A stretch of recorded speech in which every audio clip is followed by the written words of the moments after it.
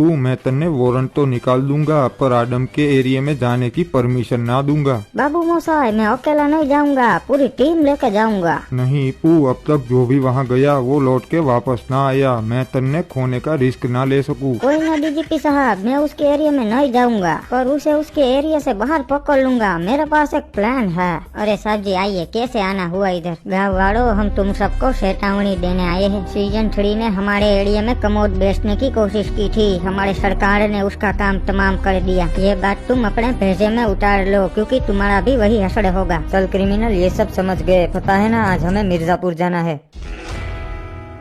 Officers, मैंने आप सबको आज यहाँ एक खास मकसद से बुलाया है। हमें डाकू आदम को हवालात में डालना है और मुझे पूरा यकीन है हम सब मिलकर ये काम कर लेंगे। डाकू आदम के एरिया में हम सब नहीं जा सकते पर मुझे एक बात पता चली है कि वो महीने के आखिरी शनिवार को मिर्जापुर जाता है और सबसे अच्छी बात तो ये है कि वो दिन आज ही है। ठीक है साहब, तो चलिए अभी उसे पकड़ लेते हैं। नहीं ऑफिसर, ये इतना आसान नहीं है। वो अपने साथ पूरी फौज लेके जाता है और वो खुद एक बुलेट प्रूफ ट्रक में बैठा होता है अपने बॉडीगार्ड्स के साथ, जो हथियारों के साथ तैनात रहते हैं। किसी को भी छली कर सकते हैं, हम उसके आसपास भी नहीं जा सकते। अरे तो फिर साहब इसको पकड़ना तो नामुमकिन है। नहीं है, मेरे पास एक प्लान है।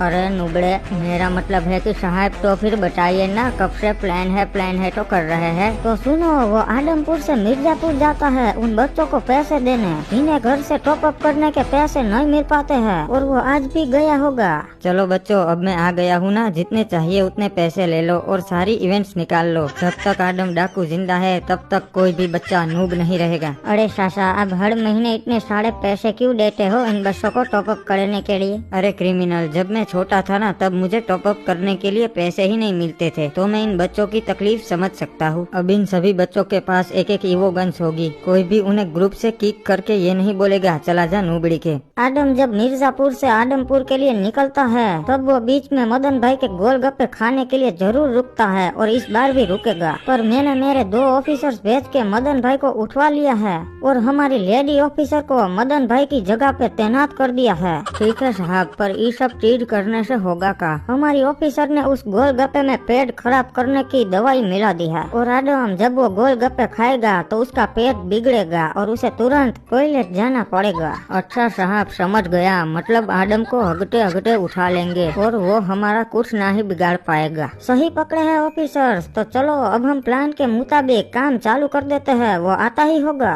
सासा यार, आज तो पैसे बांटते बांटते थक गए, बहुत भूख लग गई है। हाँ क्रिमिनल, चल अब मदन भाई के गोलगप्पे खाने का टाइम हो गया। हाँ सासा, महीने में एक बार ही नसीब होते हैं मदन भाई के खट्टे मीठे गोलगप्पे। टीपू साहब, आदम मदन भाई के ठेले पे पहुंच गया है। क्या हुआ, वो रुका कि नहीं वहाँ? नहीं साहब, मुझे लगता है उसे शक हो गया है, वो तो ना ही रुका। क्रिमिनल, क्या बात है, आज मदन भाई क्यों नहीं आए? सरकार, आज मदन भाई के ठेले पे कोई लड़की खड़ी है, शायद उनकी रिश्तेदार होगी। फिर चलो आज यहाँ नहीं रुकेंगे, घर जाके खा लेंगे। सरकार, आप रेसिस्ट थोड़े हो, देखो उस बिसारी लड़की पे आपको तरस नहीं आ रहा? चलो अब तो इतना बोल ही रहा है तो उसके आज के गोलगप्पे खा ही लेते हैं। साहब, प्लान वर्क कर गया, वो आदम रुक ही गया गोलगप्पे खाने के लिए। सुनो लड़की, हम क्रिमिनल्स और हमारे सरकार के लिए गोलगप्पे बनाओ। अरे